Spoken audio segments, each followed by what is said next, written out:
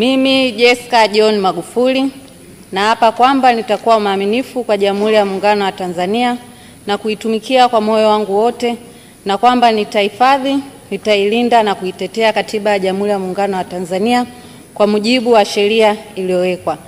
Mwenyezi Mungu nisaidie.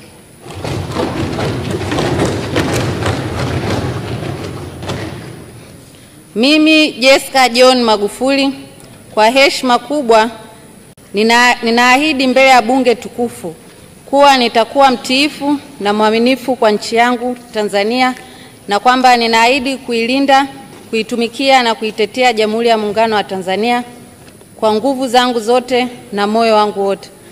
Mwenyezi Mungu nisaidie. Mheshimiwa Jessica Yusa Mbogo.